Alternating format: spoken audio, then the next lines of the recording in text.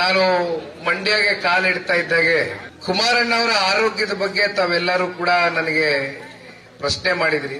ಕುಮಾರಣ್ಣ ಅವರು ಹೇಗಿದ್ದಾರೆ, ಅವರು ಚೆನ್ನಾಗಿದ್ದಾರಲ್ವಾ, 100 ವರ್ಷಗಳ ಕಾಲ ನಮ್ಮ ಜೊತೆಯಲ್ಲಿ ಅವರು ಇರಬೇಕು ಅಂತಕ್ಕಂಥದ್ದು ತಾವೆಲ್ಲರೂ ಏನು ಮನಸ್ಪೂರ್ವಕವಾಗಿ ನೀವು ನಿಮ್ಮ ಮನಸ್ಸುಗಳಲ್ಲಿ ಸನ್ಮಾನ್ಯ ಕುಮಾರಣ್ಣ ಅವ್ರನ್ನ ಯಾವ ರೀತಿ ಕಾಣ್ತೀರಾ ಅಂತಕ್ಕಂಥದ್ದನ್ನ ನಾವು ಅನೇಕ ಸಂದರ್ಭದಲ್ಲಿ ನೋಡಿದ್ದೇವೆ. ಇಲ್ಲಿ ಹೆಣ್ಮಗಳು ತಾವು ಕೂಡ ಕೇಳ್ತಾ ಇದ್ರಿ, ತಾಯಿ ಹೆಂಗಿದೆ ತಂದೆಯವರ ಆರೋಗ್ಯ ಅಂತಕ್ಕಂಥದ್ದು. ನಿಮಗೆ ಗೊತ್ತಿದೆ, 3 ಬಾರಿ ಹೃದಯದ ಚಿಕಿತ್ಸೆಗೆ ಒಳಗಾಗಿರ್ತಕ್ಕಂಥವ್ರು.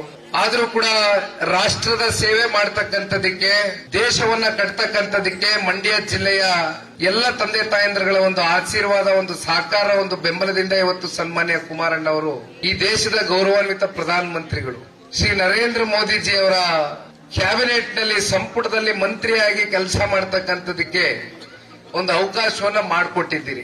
ಅವರು ನವದೆಹಲಿಯಲ್ಲಿ ಕೂತ್ಕೊಂಡು 2 ಇಲಾಖೆಗಳನ್ನ, ಯಾಕೆಂದ್ರೆ ಅತ್ಯಂತ ಜವಾಬ್ದಾರಿಯುತವಾದಂತ ಇಲಾಖೆ, ಬಹಳಷ್ಟು ಜವಾಬ್ದಾರಿಗಳಿದೆ, ಒತ್ತಡಗಳಿದೆ, ಕೆಲಸಗಳು ಹೆಚ್ಚಾಗಿ ಅವರ ಹೆಗಲ ಮೇಲೆ ದೇಶದ ಪ್ರಧಾನಮಂತ್ರಿಗಳು ಹೊರಿಸಿದ್ದಾರೆ.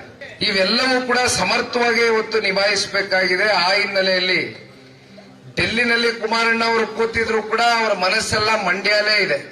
ಅದಂತೂ ಬಹಳ ಸ್ಪಷ್ಟವಾಗಿ ಹೇಳ್ತೇನೆ.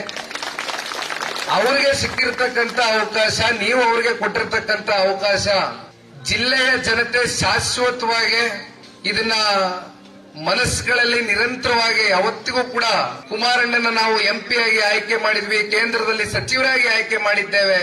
ಕುಮಾರಣ್ಣ ಅವರು ನಮ್ಮ ಜಿಲ್ಲೆಗೆ ದೊಡ್ಡ ಮಟ್ಟದ ಕೊಡುಗೆಗಳು, ಅಭಿವೃದ್ಧಿ ಸಾಧನೆಗಳು ಮಾಡಬೇಕು ಅಂತಕ್ಕಂಥದ್ದು ನಿಮ್ಮೆಲ್ಲರ ಬಯಕೆ ಏನಿದೆ.